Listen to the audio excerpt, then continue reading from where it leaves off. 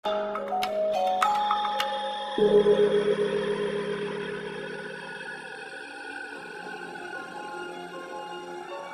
দেয়ালের মধ্যে ঘটে যাওয়া যে ঘটনার কথা আপনাদের বলার সাহস আজ জোটাতে পেরেছি, তার হিংস্রতার কাছে বন জঙ্গলের পাশবিক অভিজ্ঞতাও বোধ করি হার মানবে।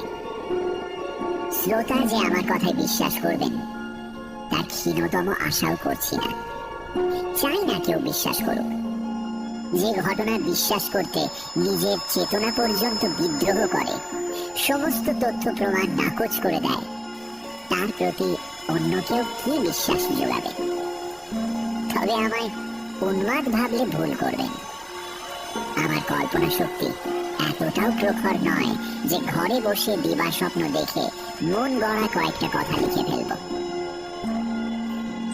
কাল হয়তো আমার শেষ দিন, কিন্তু এই জগৎকে বিদায় জানানোর আগে দুনিয়ার সামনে স্বচ্ছ সহজ ভাষায় আমার কয়েকটা ঘটনার কথা বলে যেতে চাই। তাদের আক্রমণে আমার জীবন ছিন্ন ভিন্ন হয়ে গিয়েছে, কিন্তু না, খুঁটিনাটির বিবরণ দেওয়ার ইচ্ছে আমার নেই। এই ঘটনা প্রবাহকে সুতোর মতো ধরে রেখেছে চাপা আতঙ্ক। যদিও তা শুনে শ্রোতার মনে হতেই পারে এতে এমন ভয় কি আছে, এ তো নেহাতি সোজা সাপটা সাধারণ ঘটনা। সত্যি কি তাই? আমি ছোটবেলা থেকে শান্ত ধীর স্থির প্রকৃতির, মনের গড়নও বেশ নরম। বন্ধু বান্ধব তামাশা করে আমায় বলতো মানব দরদে। আমার চরিত্রের আরেকটি দিক ছিল পশু পাখির প্রতি অগাধ ভালোবাসা। বাবা মায়ের প্রশ্রয়ে ছোট বড় মাঝারি নানা আকারের একাধিক ট্যাক্স আমার বাড়িতে জুটে গিয়েছিল। আমার চরিত্রের এই বিশেষ দিকটি বয়স বাড়ার সঙ্গে সঙ্গে আরো বেড়ে যায়। এই অবলা জীবদের খেতে দিয়ে তাদের মাথায় পিঠে হাত বুলিয়ে আমি গভীর প্রশান্তি অনুভব করতাম। যারা একটি কুকুরের নিঃস্বার্থ ভালোবাসার প্রমাণ পেয়েছেন তাদের কাছে এটি আলাদা করে বলার কিছুই নেই। মানুষের ভালোবাসায় একটা ফাঁকি, একটা গোঁজামিলের হাতছানি আছে, কিন্তু একটা পশুর ভালোবাসা সরাসরি তার হৃদয় থেকে বয়ে এসে তার মনুষ্যরূপী মনিবকে স্পর্শ করে। আমি মোটামুটি তাড়াতাড়ি বিয়ে করি। আমার স্ত্রীও পশু পাখির প্রতি বিরূপ মনোভাব পোষণ করতেন না, বরং আমার সাথে তাল মিলিয়ে চলতেই যেন আরো কয়েকটি পোষ্য নিয়ে এলেন। কিছু পাখি, গোল্ডফিশ, একটা সুন্দর কুকুর, কয়েকটি খরগোশ, একটা ছোট্ট মিষ্টি বাঁদর আর একটি বিড়াল। এই শেষোক্ত প্রাণীটির কথা এখানে বলতেই হয়। সে ছিল বিস্ময়কর এক প্রাণী, কুচকুচে কালো এবং অদ্ভুত রকমের বুদ্ধিমান। তার ক্ষুরধার বুদ্ধির কথা বলতে গিয়ে আমার স্ত্রী মাঝে মধ্যে বলতেন, কে জানে বাবা, শুনেছি ভয়ঙ্কর ডাইনিরা অনেক সময় কালো বেড়ালের রূপ ধরে ঘুরে বেড়ায়। আমার স্ত্রীকে মধ্যযুগীয় কুসংস্কারাচ্ছন্ন মহিলা বলে ভুল করবেন না আবার। তার মনে অন্তত সেই মুহূর্তে কোন রকম অন্ধবিশ্বাস বা ধারণার লেশ মাত্র ছিল না। নেহাত রসিকতার ছলে সে এই কথাটা বলেছিল। যাই হোক, আমার এই বেড়ালের নাম ছিল প্লুটো, আমার সবচেয়ে প্রিয় পোষ্য এবং খেলার সাথী। একমাত্র আমিই তাকে খেতে দিতাম। বাড়িতে প্লুটো ছিল আমার ছায়া সঙ্গী, সর্বক্ষণ আমার পায়ে পায়ে ঘুরত। এমনকি বাড়ি থেকে বেরিয়ে অন্য কোথাও গেলেও সেই আমার পিছু নিত। বহু কষ্টে তাকে আটকানো হতো। এমন ভাবেই আমাদের বন্ধুত্ব বেশ কয়েক বছর কেটে গেল। আমার শান্ত সমাহিত চরিত্রে কিছু বদল এলো, খারাপের দিকে। মদের প্রতি আসক্তি আমায় গ্রাস করে ফেললো এবং অচিরেই আমি ঘোরতর মদ্যপ পরিণত হলাম। এখন আর মানব দরদি নই, এখন আমি খিটখিটে ঝগড়াতে স্বভাবের। আমার কথায় অন্যের কি আসে যায় পাত্তা দিই না। স্ত্রীর সাথে অভব্য ব্যবহার করি, এমনকি গায়ে হাত তোলার হুমকিও দিয়েছি। শোনো, বোতল শেষ করেছ। আর নয়, এবার ওঠো। অন্যের ব্যাপারে বেশি মাথা গলিও না তো, নিজের জলখায় তেল দাও। কি হলো, কথা কানা যাচ্ছে না? বেরিয়ে যাও ঘর থেকে। ভালোই ভালোই না বেরোলে এমন এক থাপ্পড় বসাবো যে চৌকাঠের বাইরে গিয়ে পড়বে তুমি। যাও। পোষ্যদের প্রতি ভালোবাসা শিখে উঠেছে। তাদের শুধু উপেক্ষা করি না, তরল পানীয়ের মাত্রা বেশি হয়ে গেলে তাদের সাথে দুর্ব্যবহারও করি। তুই রাস্তা থেকে সরে বসবি, এখানে লাজ গুটিয়ে কি করছিস? সর বলছি, সর। বেচারা পশুগুলো আমার প্রতি ভালোবাসার জায়গা থেকে বা ভুল করে আমার রাস্তার মাঝে এলেই এই কাণ্ড ঘটত। এক প্লুটোর প্রতি আমি এই অত্যাচারগুলো করতাম না। বাদ বাকি খরগোশ, কুকুর, বাঁদর কেউই আমার মেজাজের আঁচ থেকে ছাড় পায়নি। এই বদমেজাজ দিন দিন ব্যারামে পরিণত হলো আমার। এই রোগের জীবাণু অবশ্যই মদ, যা আমার সংসারকে ছাড়খাড় করে দিল। এমনকি আমার সাধের পোষ্য প্লুটো এবার ছাড় পেল না। ওরও তখন বয়স হয়েছে, ফলত বয়সজনিত খিটখিটেমি, বিরক্তি ওর মধ্যেও এসে পড়েছে। এইরকম সময় ঘটল কাণ্ডটা। এক রাতের কথা। সেদিন শহরের একটা টাভার্নে একটু বেশি মাত্রায় পানীয় গলায় ঢেলে ফেলেছিলাম। প্রায় বেসামাল অবস্থায় টলতে টলতে বাড়ি পৌঁছলাম।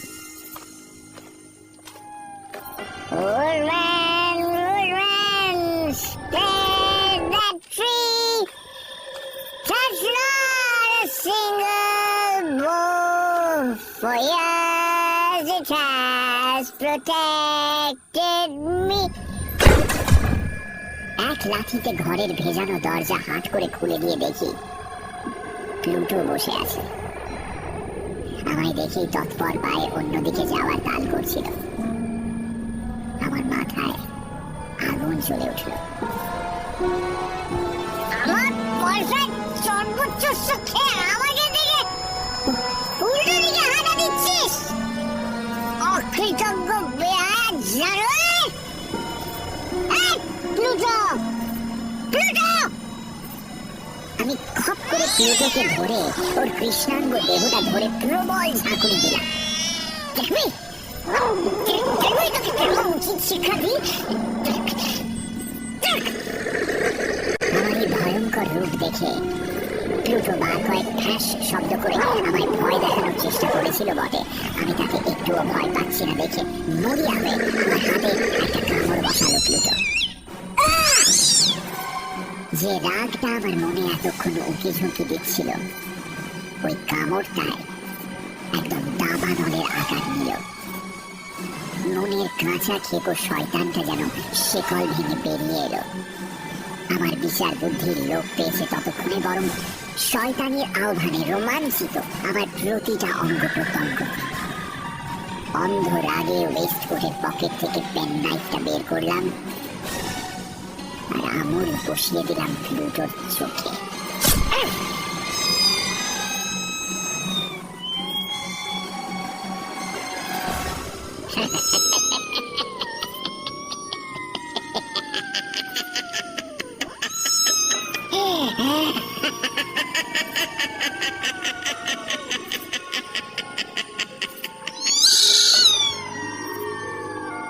প্রাণীটা ছটফট করলো খানিকক্ষণ। ছুরির আঘাতে উপড়ে ফেললাম প্লুটোর একটা চোখ। কথাটা বর্ণনা করতে গিয়ে এখনো ঘৃণা আর ভয়ে গা গুলিয়ে উঠছে আমার।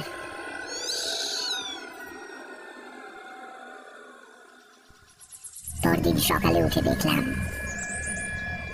আমার অপরূপ শিল্পের ফলাফল। ততক্ষণে আমার রাতের নেশা কেটে গেছে। প্লুটোকে দেখে একটা আতঙ্ক ও অনুশোচনার একটা অনুভূতি পাক খেয়ে উঠল গোটা শরীর জুড়ে। কিন্তু তাতে আমার স্বভাব চরিত্রে বিশেষ ফারাক এলো না। আমি আমি আগের মতোই নিজের গ্লাসের পানীয়ের মধ্যে নিজেকে ডুবিয়ে দিলাম। প্লুটো আমার জান্তব প্রবৃত্তির শিকার হয়েও কিছুটা সামলে উঠল। দেখে মনে হচ্ছিল না যে প্রাণীটা কোন রকম যন্ত্রণার মধ্যে রয়েছে। আগের মতোই এই ঘর ও ঘর ঘুরে বেড়াত, শুধু আমায় দেখলেই সন্ত্রস্ত পায়ে পালিয়ে যেত অন্যদিকে। প্রথম দিকে সামান্য দুঃখ অনুভব করতাম, যে ছিল আমার ছায়া সঙ্গী, যাকে হয়তো প্রাণীর চেয়েও বেশি ভালোবাসতাম। তার কাছেও আমি একটা মূর্তিমান বিভীষিকা হয়ে গিয়েছি। যত দিন এগোতে লাগলো, আমার দুঃখ গলে গিয়ে প্রচন্ড বিরক্তিতে পরিণত হলো। প্লুটোকে দেখলেই সেই বিরক্তি লাফিয়ে লাফিয়ে বাড়ত, ঠিক যেভাবে একসময় বেড়ালটা খেলতো। সবকিছুরই বিবর্তন ঘটে, আমার চরিত্রেরও বিবর্তন ঘটল। প্রথমে দুঃখ, তারপর বিরক্তি, আর তারপর একটা আদিম বিকৃত বর্বর চিন্তাধারা। নিজের জীবনের উদাহরণ দিয়ে বলি, এটাও মানুষের জীবনকে একটা দিশা দেয়। যখন মানুষ একটা জঘন্য কাজ করে, কারণ সেই জানে এই কাজটা করা নিতান্ত অনুচিত। এরকম একটা ভাবধারার বশবর্তী হয়ে আমি একটা সুন্দর ঝকঝকে সকালে আমার সাধের প্লুটোর গলায় একটা ফাঁস দিয়ে একটা গাছের ডাল থেকে ঝুলিয়ে দিলাম। ঝুলিয়ে দিলাম।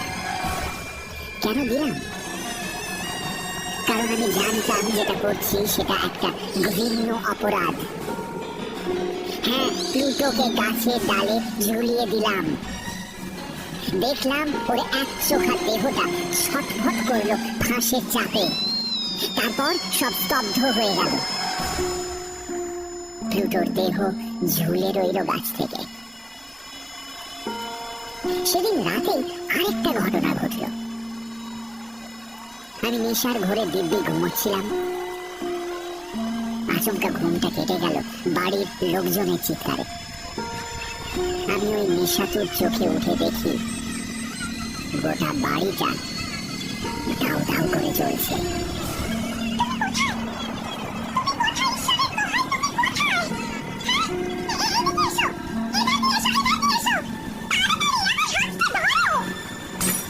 আগুনের তাপে ভেঙে পড়ছে কাঁচ, চারদিকে ধোঁয়া।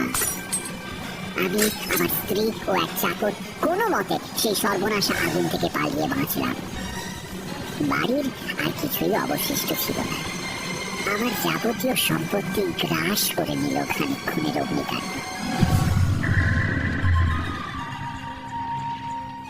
পরদিন সকালে আমি বাড়ির ধ্বংসাবশেষের সামনে গিয়ে দাঁড়ালাম। আগুনের কোপে সবকটা দেয়াল ধসে পড়েছে, শুধু কম্পার্টমেন্ট ওয়াল ছাড়া। এই দেয়াল ছিল বাড়ির একদম মধ্যেখানে, আর এই দেয়ালেই হেলান দিয়েছিল আমার খাট। এদিকেই মাথা করে শুতাম আমি। এই দেয়াল সদ্য প্লাস্টার করা হয়েছিল, তাই হয়তো আগুনের বিরুদ্ধে টিকে থাকতে পেরেছিল। আজ পুড়ে যাওয়া বাড়ির স্তূপের পাশে বেশ একটা ভিড় জড়ো হয়েছিল। ভিড়ের মধ্যে দেখলাম কয়েকটা লোক ওই মাথা তুলে দাঁড়িয়ে থাকা দেয়ালটার দিকে আঙুল তুলে কিসের দিকে যেন দেখাচ্ছে।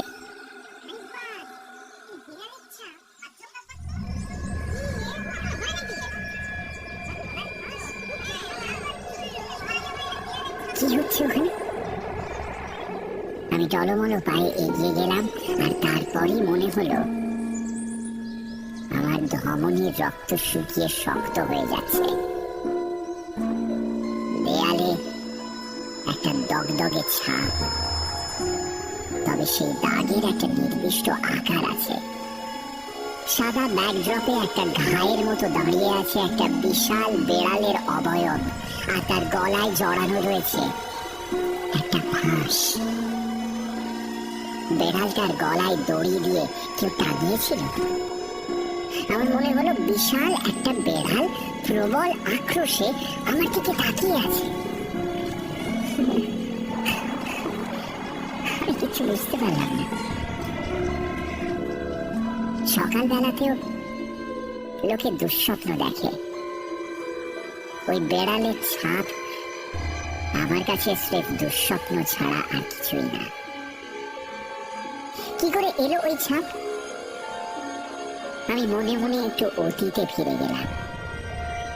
প্লুটোকে আমি ঘরের ঠিক পাশের বাগানের একটা গাছে ঝুলিয়েছিলাম। আমি ওর মৃত শরীর গাছ থেকে নামিয়ে কবর দিইনি। আগুন যখন লাগে তখন হয়তো কেউ মৃত প্রাণীটাকে গাছ থেকে নামিয়ে আমার ঘরে ছুঁড়ে দিয়েছিল আমাদের ঘুম থেকে তোলার জন্য। তারপর আগুনের উত্তাপে যখন দেয়ালগুলো পুড়তে থাকে তখন প্লুটোর দেহ পিষে যায়। সেই কারণে ছাপটা ফ্রেশ প্লাস্টারের ওপর আরো গভীর ভাবে পড়ে যায়। যে কোনো মানুষের কাছে এই যুক্তি লাগসই হবে না, আমার কাছেও না। কিন্তু আমি এক মনে নিজেকে বোঝাতে লাগলাম এটাই ঘটেছে, একমাত্র এভাবেই ছাপ পড়তে পারে। এত কিছু বোঝানোর পরও বুঝলাম গলায় ফাঁস লাগা ওই বেড়ালের ছাপের নখ আর দাঁত আমার অবচেতনে দাগ কেটেছে। এই কদিনে আমার মনে একটা অনুভূতির উদয় হলো। এক কথায় বলতে গেলে অনেকটা অনুশোচনার মতো, কিন্তু ঠিক অনুশোচনা নয়। আর এর জন্যই আমি খোঁজ করতে শুরু করলাম একটা নতুন পোষ্যের। আরো সঠিকভাবে বলতে গেলে একটা মিশমিশে কালো বেড়াল। যেখানেই যাই সেখানেই খোঁজ করি একটা কালো বেড়ালের। এক্সাক্ট না হলেও কাছাকাছি হলেই চলবে। মাঝে বেশ কটা দিন কেটে গেল। এক সন্ধে আমি বসে আছি একটা নোংরা সরাইখানায়। চারপাশে চলছে মাত্র কিছু মানুষের চিৎকার।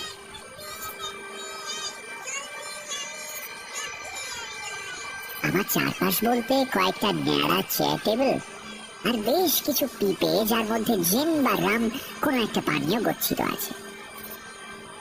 হঠাৎ তাকিয়ে দেখি সারি সারি পিপের ওপর কালো কি একটা জিনিস নড়াচড়া করছে।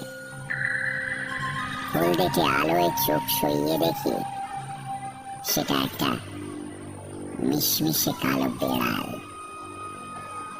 আমি এগিয়ে গিয়ে দেখি বেড়ালটা অনেকটা প্লুটোর মতোই দেখতে, ওরকমই বড়, শুধু তফাৎ এক জায়গায়। প্লুটোর কালো লোমে অন্য কোনো রঙের আভাস ছিল না। এই বেড়ালটার বুকের কাছে সাদা লোমের আস্তরণ রয়েছে, বেশ বড় একটা সাদা লোমের আস্তরণ। আমি এগিয়ে গিয়ে বেড়ালটার মাথায় হাত বুলিয়ে দিলাম। প্রাণীটা একটা ঘড় ঘড়ে আওয়াজ করে নিজের ভালোবাসা জানান দিল।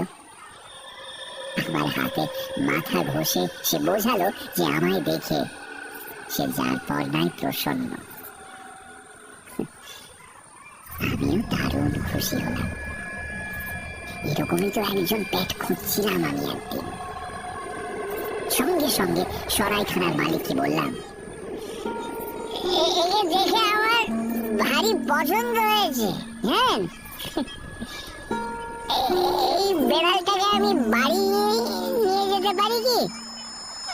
টাকা পয়সা দিতে হলে বলুন কত লাগবে, আমি ওকে ওকে নিয়ে যাবো। ভারী যাবো, ভারী মিষ্টি। টাকা পয়সা লাগে বলুন কত দিতে হবে। আরে দূর মশাই, বেড়ালটাকে আমি জন্মে দেখিনি। যা ইচ্ছে করুন যে যান, যেখানে ইচ্ছে নিয়ে যান, আমার কি? আমি বেড়ালটার মাথায় হাত বোলাতেই থাকলাম। তারপর যখন কোট আর হ্যাট নিয়ে বাড়ির দিকে এগোচ্ছে, বেড়ালটিও দেখলাম আমার পিছু পিছু আসার তাল করছে। নিয়ে এলাম বাড়িতে। বেড়ালটাকে দেখে মনে হলো তার যেন জন্মই হয়েছে এই বাড়িতে। অনায়াসে নতুন পরিবেশে নিজেকে মানিয়ে নিল। আমার স্ত্রীর নয়নমণি হয়ে উঠল কদিনের মধ্যেই। আমার চরিত্র ততদিনে আবার ভুল পাল্টেছে। ভেবেছিলাম এরকম আর কিচ্ছু হবে না, কিন্তু হলো ঠিক সেটাই। এই বেড়ালটা আমার চক্ষুশূল হয়ে উঠল। ওর উপস্থিতি আমি সহ্য করতে পারতাম না। শরীরে ঘৃণা পুষলে যে এরকম আনচান করে, এই বেড়ালটাকে না দেখলে বিশ্বাস করতে পারতাম না। আমি পারতপক্ষে ওর সামনে আসতাম না। হয়তো ওকে দেখে প্লুটোর ওপর করা সেই অত্যাচারের কথা, আমার দুপে জানোয়ার হওয়ার কথা মনে পড়ে যেত। বেড়ালটাকে কোনো আঘাত বা অনিষ্ট না করলেও ওকে দেখলেই মনে হতো একটা অব্যক্ত আগ্রাসী আক্রোশ আমার দুপা বেয়ে উঠে আমার গলা খামচে ধরতো। ওকে দেখলেই আমি পালিয়ে বাঁচতাম। যখন বেড়ালটাকে নিয়ে এসেছিলাম তখন খেয়াল করিনি। একে রাতের অন্ধকার, তারপর নেশার আচ্ছাদন। পরদিন সকালে দেখলাম এর সাথে প্লুটোর ভয়ঙ্কর মিল। আর হীন করে দে আমি। এই বেড়ালটারও একটা চোখ নেই। আমি খুব ভয় পেয়ে গেলাম। নেহাত কাকতালীয় বলে ব্যাপারটা ঝেড়ে ফেলার চেষ্টা করেছিলাম। তাজ্জব ব্যাপার দেখলাম, আমার স্ত্রীর এই নতুন বেড়ালটিকে খুব পছন্দ হয়ে গেল। হয়তো আমার সেই অতীতের মানবিকতা ওর মধ্যে তখনও বেঁচে ছিল। পছন্দ অপছন্দের মধ্যে সম্পর্কটা ভারী অসম। ধরুন কেউ আপনার দু চোখের বিষ, আর সেই মানুষটার চোখে আপনার অবস্থা একই রকম হওয়ার বদলে হলো ঠিক উল্টো, অর্থাৎ স্বয়ং আপনি তার চোখে দেবতুল্য এক ব্যক্তিতে পরিণত হলেন। আমার সঙ্গেও ঠিক এরকমই একটা ঘটনা ঘটল। বেড়ালটির প্রতি আমার বিদ্বেষ এবং বিরক্তি দিন দিন বাড়তে লাগলো, আর তার সঙ্গে পাল্লা দিয়ে বেড়ে চলল আমার প্রতি তার প্রীতি। আমি সোফায় বসে থাকলে সেই অতর্কিতে এক লাফে আমার কোলে উঠে মৃদু স্বরে ডেকে আমার গোটা গায়ে মাথা ঘষতে শুরু করত। আমার প্রতি রংকুট বিদ্রোহ করত। একটা বমি বমি ভাব উঠে আসতো গোটা শরীর বেয়ে। আমি বহু কষ্টে নিজেকে সম্বরণ করতাম।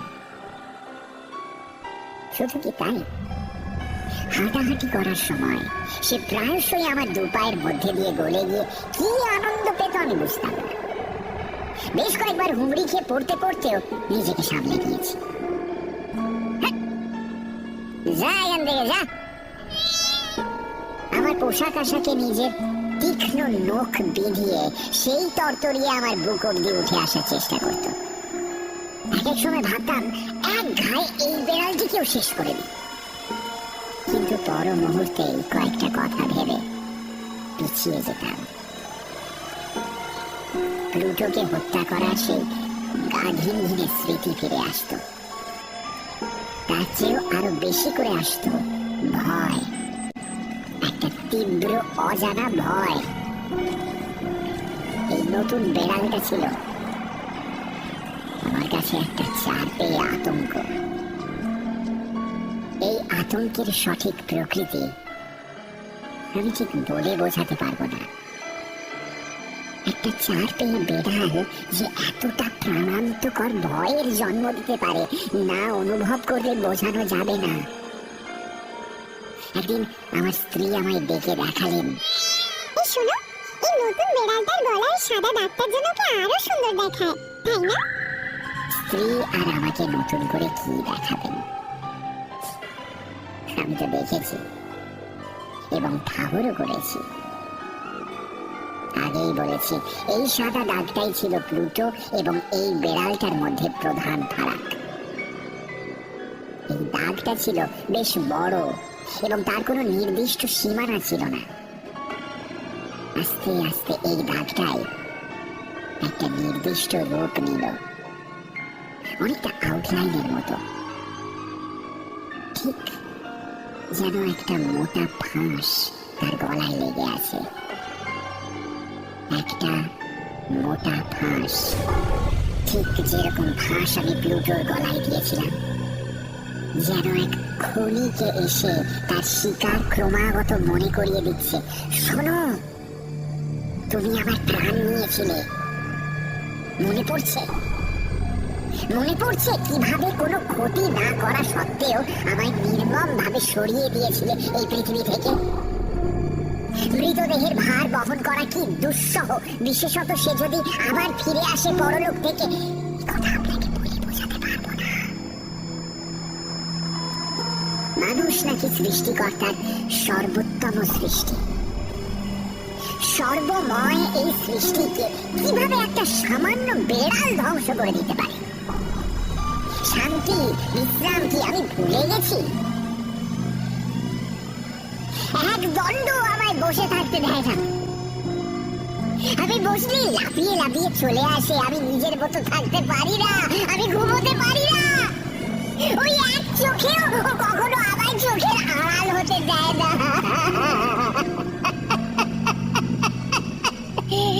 ভালোবাসা এরকম গলা টিপে মারতে পারে কাউকে? এভাবে একটা ভারী পাথর বুকের ওপর বসিয়ে দিতে পারে?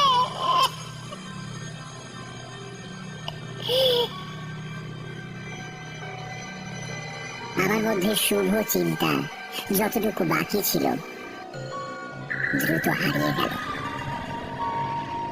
এখন শয়তানি নোংরা চিন্তা ভাবনা আমার রাত দিনের সঙ্গে। ওই বেড়ালের পৈশাচিক ভালোবাসা ছাড়া যে জিনিসটা এখন আমার নিত্য সঙ্গী, তা হলো বিদ্বেষ আর আক্রোশ। যেন একই কয়েনের এপিঠ ওপিঠ। আমি সবাইকেই ঘৃণা করি, রাগে অন্ধ হয়ে অশ্রাব্য ভাষায় কথা বলি। ওকে তোমরা জানোয়াররা একা ছেড়ে দাও না কেন? কি চাও তোমরা? রক্ত সব পিশাচ হবে? কি চাও তোমরা? যাও না এখান থেকে, যাও। একমাত্র আমার স্ত্রী আমার এত অত্যাচারেও আমায় ছেড়ে যায়নি। বলিহারি ধৈর্য। এখন আর কিছু বলেও না। আগুনে পৈতৃক বাড়ি নষ্ট হয়ে যাওয়ার পর জীবনটা খুব কঠিন হয়ে পড়েছিল। টাকা পয়সা বিশেষ নেই, একটা পুরনো ভাঙাচোরা বাড়িতে উঠে আসতে হয়েছে। একদিন বাড়িরই একটা কাজে আমি আর আমার স্ত্রী সিঁড়ি বেয়ে সেলারে নামছিলাম। সিঁড়িগুলো সরু এবং বেশ খাড়াই। বেড়ালটা যথারীতি আমার পায়ে পায়ে ঘুরছিল। একটা সিঁড়ির আগে হঠাৎ করে সে এমন ভাবে আমার পায়ের মধ্যে দিয়ে গলে গেল যে আমি মুখ থুবড়ে পড়তে পড়তে তার সামনে গেলাম।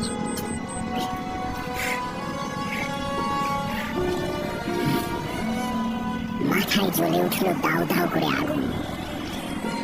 হাতের কাছে পড়ে থাকা একটা কুঠার তুলে নিয়ে বেড়ালটার গলা লক্ষ্য করে চালিয়ে দিলাম। লক্ষ্যভ্রষ্ট হতাম না, কিন্তু বাঘ সাধল আমার স্ত্রী। আমার হাতটা শক্ত করে ধরে বলল,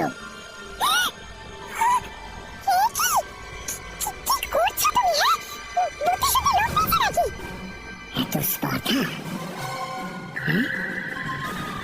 আমায় জিজ্ঞেস করছে বুদ্ধি শুদ্ধি লোপ পেয়েছে কিনা। আর সহ্য হলো না, আর সহ্য হলো না। হাতের কুঠারটা সোজা বসিয়ে দিলাম ওর মাথায়।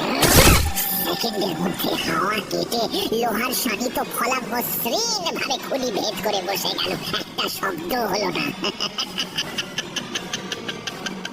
ফিনকি দিয়ে রক্ত আর ঘিলু আমার জামা ভিজিয়ে দিল, আর আমার স্ত্রী একটা শব্দ না করেই ওখানেই ঢলে পড়ল।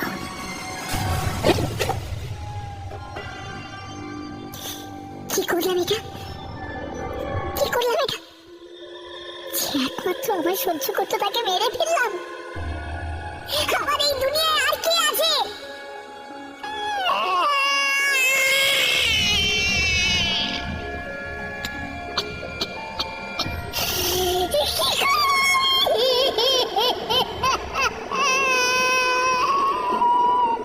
তবে এই ধারণা বেশিক্ষণ স্থায়ী হলো না।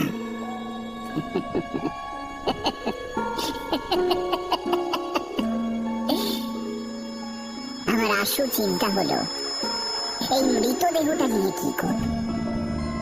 পাড়াপড়শিদের দৃষ্টি আকর্ষণ না করে এই দেহ নিয়ে বেরোনো অসম্ভব। ধরা পড়ে যাব। তবে কি দেহটা এখানে কুচি কুচি করে কেটে পুড়িয়ে দেব?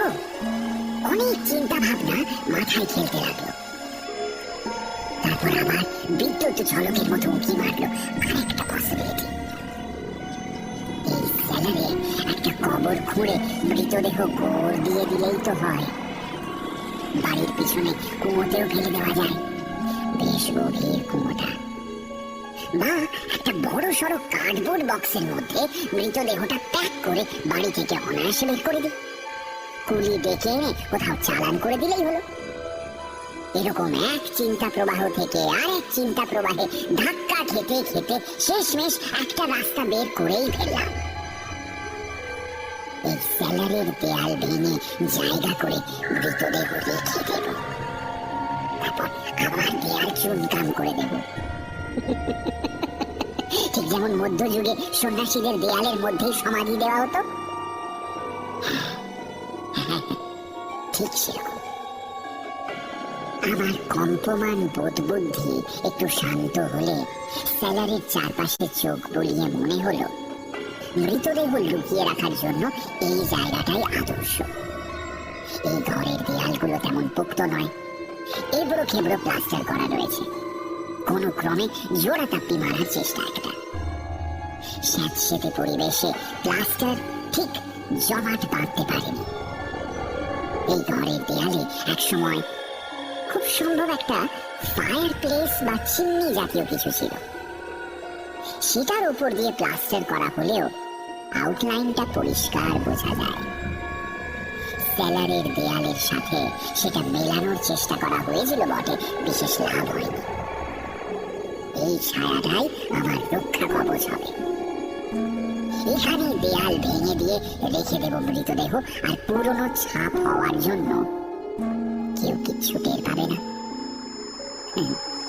কারোর চোখ এই কারসাজি ধরতে পারবে না।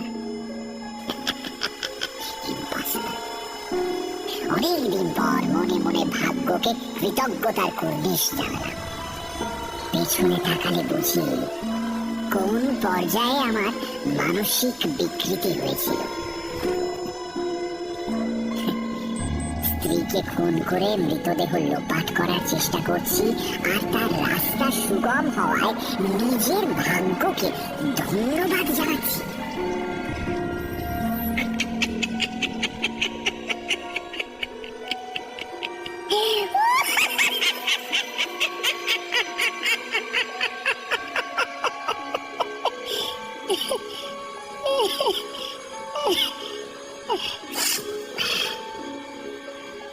আমার আন্দাজে গলদ ছিল না। সাপলের মৃদু কয়েকটা বাড়ি দিতেই দেয়ালের কয়েকটা ইট খসে পড়ল। ভেতরে দেয়ালে হেলান দিয়ে মৃতদেহ রাখলাম। তারপরের কাজটা সহজ ছিল। আমি নিজের হাতেই কাঁচা মাল দিয়ে প্লাস্টার তৈরি করলাম, আর খুব সাবধানে হালকা হাতে প্লাস্টার আর ইটের একটা নিয়ার পারফেক্ট মেলবন্ধন তৈরি করে ফোকরটা ভরাট করে দিলাম। আত্মপ্রসাদ অনুভব করলাম খানিকটা। দেয়াল যে ভাঙা হয়েছে তার পেছনে ভয়ানক কিছু যে লুকোনো হয়েছে সেটা বুঝে কার শান্তি। ঘরদোর পরিষ্কার করলাম সযত্নে। কোথাও একটু রক্তের ফোঁটা বা রাবিশের একটা টুকরো ছাড়লাম না। আমি কতকটা নিজের মনেই বলে উঠলাম, যাক বাবা, খাটনি সার্থক হয়েছে। একটা কাজ বাকি ছিল, ওই চারপে মার্জার শয়তানকে নিকেশ করতে হবে। আমার এই অবস্থার জন্য ওই শয়তান এক চোখা বেড়ালটাই দায়ী। ওটাকে শেষ না করলে শান্তি পাবো না। কিন্তু কিন্তু বুঝতে পারলাম ওই বেড়াল শয়তানি বুদ্ধিতে মানুষের ওপর দিয়ে যায়। আমার মেজাজের ওরকম কদর্য রূপ দেখার পর থেকে সে গা ঢাকা দিয়েছে।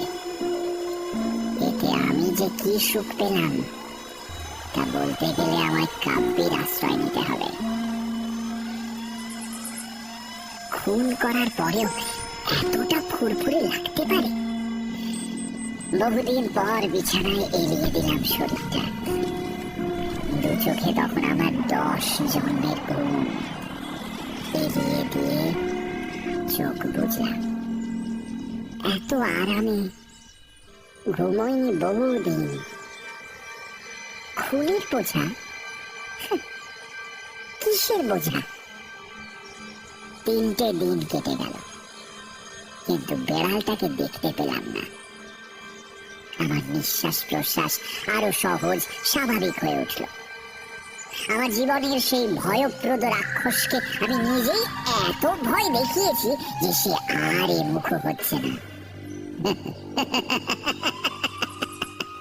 আমার স্ত্রীর অন্তর্ধান নিয়ে চারপাশে একটা শোরগোল উঠেছিল। দু একটা প্রশ্ন করলো, আশপাশের এলাকায় খোঁজ শুরু হলো, কিন্তু কেউ কোনো কিছুরই হদিশ পেল না। মনে হলো আর কিছুই আমার আনন্দে ব্যাঘাত ঘটাতে পারবে না। যে জঘন্য অপরাধ আমি করেছি তা নিয়ে অল্প খচখচানি ছিল মনে, কিন্তু ওইটুকু। 4 নম্বর দিনে আমার দরজায় পুলিশ এসে হাজির হলো। এইটা তো আমি আন্দাজ করিনি। ঘোড়ার গাড়ি এসে দাঁড়ালো আমার দরজায়। উর্দিধারী পুলিশ লাফ দিয়ে নেমে আমার সামনে এসে বলল, আমাদের কাছে খবর আছে কদিন আগে এখান থেকে একজন মহিলা উধাও হয়ে গিয়েছেন। শহরের মাঝখান থেকে একটা জলজ্যান্ত মানুষ উড়ে যাবে আর আমরা হাত গুটিয়ে বসে থাকবো, এটা তো হতে পারে না। এবারে খানা তল্লাশি হবে, এই এলাকা তন্ন তন্ন করে খুঁজবো আমরা। Please to cooperate. Police officer ও তার সঙ্গীরা আপ্রাণ চেষ্টা করলো, একটা ইঞ্চিও বাদ দিল না। ওই যে ওদিকে যাও, সিঁড়ির তলাটা সার্চ করো, সিঁড়ির তলাটা দেখো। আর যাবে কোথায়? এখানেই থাকবে, কিচ্ছু বাদ দেবে না। আর হাঁ করে আমার মুখের দিকে তাকিয়ে দেখছো কি? খোঁজো খোঁজো, search search the entire place, ভালো করে খোঁজো। জহুকুম হুজুর, দেখছি। পুলিশ অফিসার আমার সাথে জোঁকের মতো আটকে রইলেন। আমার মধ্যে অবশ্য এর কোনো প্রভাবই পড়ল না। আমি মনে মনে হাসছিলাম।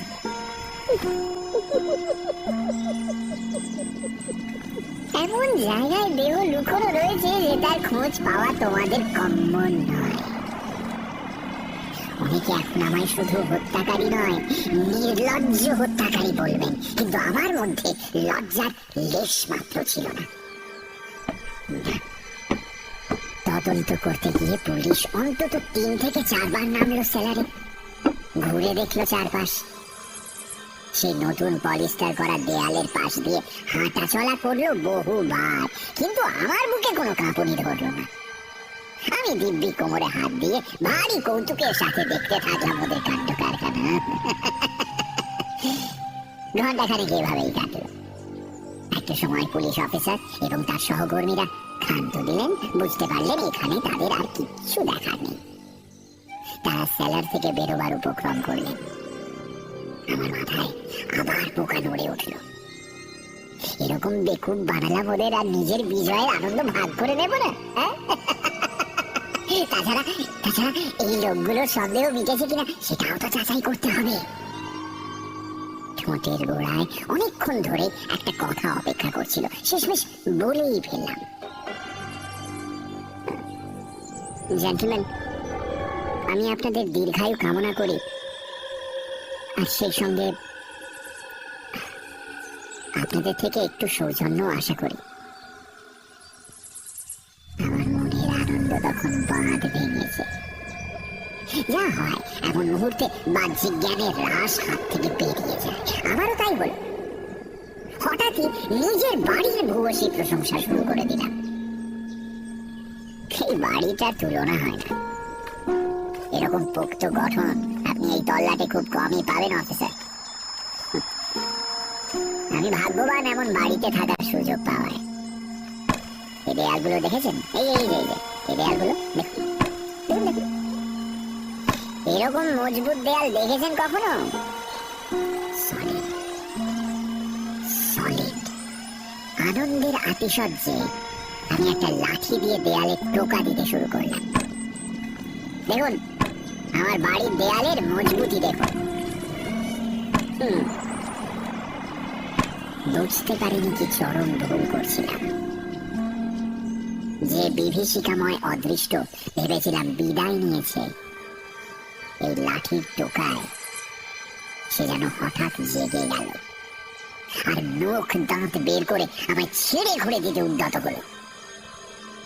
আমার লাঠির টোকার আওয়াজটা তখনও মিলিয়ে যায়নি, হঠাৎ ওই দেয়ালের মধ্যে থেকে একটা কান্নার শব্দ ভেসে এলো। মানুষের গলার স্বর নয় এটা, যেন শয়তানের অবৈধ সন্তান এই পৃথিবীতে সদ্য ভূমিষ্ঠ হয়ে আড়মোড়া ভেঙে কাঁদছে, আর সেই কান্নার রোল হিম স্রোত বইয়ে দিচ্ছে সমস্ত জীবন্ত মানুষের রন্ধ্রে রন্ধ্রে। কান্নাটা এবার পৈশাচিক ফোপানির দিকে বাঁক নিল। হাওয়ার দমকের মতো উপর নিচ করে সেটা একটা চিৎকার হয়ে গেল, যেন দেয়ালের পেছনে থাকা এক ভয়ানক জীব ভেঙে বেরিয়ে এসে ছাড়খাড় করে দিতে যায় সবকিছু। তার গলায় যেন কোনো এক ভয়াবহ পিশাচ তাণ্ডব নৃত্য করছে। আমার পা পিছলে গেল। ওই ডাকের উৎস কি?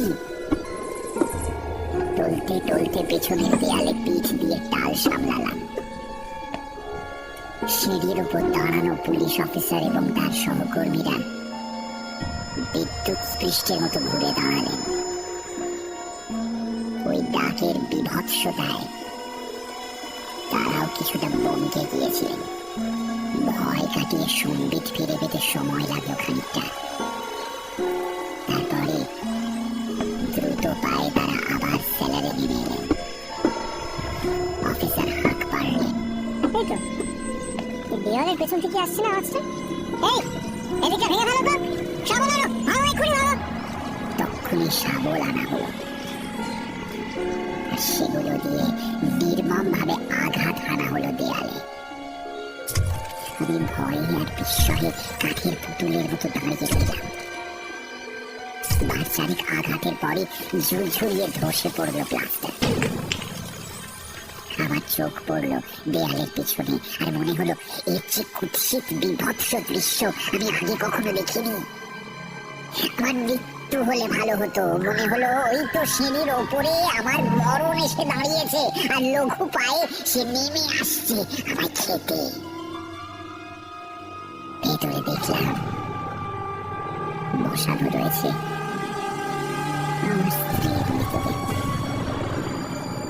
দেহে ভালোই পছন্দ হয়েছে। রক্ত টিস্যু দলা পাকিয়ে তৈরি করেছে দুর্গন্ধযুক্ত এক বিশ্রী মণ্ড। মুখের একটা পাশ পচে গিয়ে আরো প্রশস্ত হয়ে গিয়েছে। সে যেন কদর্য হাড় হিম করা প্রদর্শনী, যার পর নাই মজা পেয়ে হাসছে মৃতদেহের মাথার উপর বসে আমার নিয়তি, আমার জীবন যে কারণে ধ্বংসস্তূপ হয়ে গেছে। অর্ধেক খসে পড়া খুলির এক পাশ বেয়ে উঠে বসে আছে বেড়ালটা।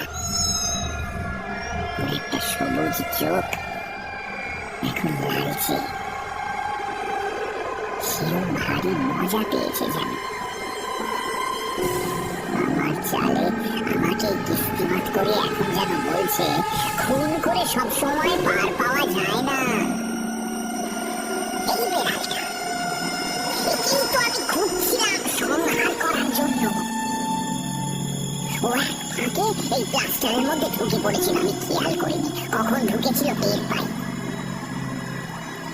আর সেই জন্যই এই চত্বরে ওকে দেখতে পাইনি। কদিন ওখানে লুকিয়ে বসেছিল মৃতদেহের সাথে। এটা বেড়াল হতেই পারে না, এটা ত্রিকালদর্শী এক দুঃস্বপ্ন। আমার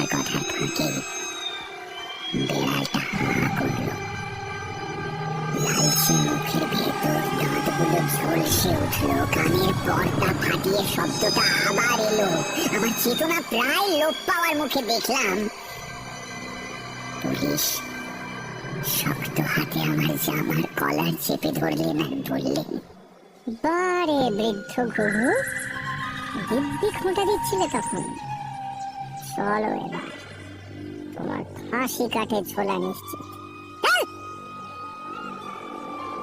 ফাঁসি? হ্যাঁ, ফাঁসি। একটা কাঠের পাটাতনের উপর দাঁড়াতে হয়, উপর থেকে ঝোলা মোটা শক্ত দড়ি গলায় পরানো হয়। তারপর একটা হাতল টানলে পাটাতন সরে যায়, ফাঁস গলায় চেপে বসে, আর তার অবস্থা হয় গাছের ডাল থেকে ঝোলা প্লুটোর মতো। আমি বাধা দিলাম না, শরীরে বাধা দেওয়ার শক্তি নেই, এড়িয়ে পড়লাম। আমার দেহ যখন টানতে টানতে নিয়ে যাওয়া হচ্ছে সিঁড়ি দিয়ে, বিড়ালটা আর একবার ডেকে উঠল। আমার মনে হলো ওটা ডাক নয়, হাসির আওয়াজ, যেন বলছে পাপ হজম করা যায় না।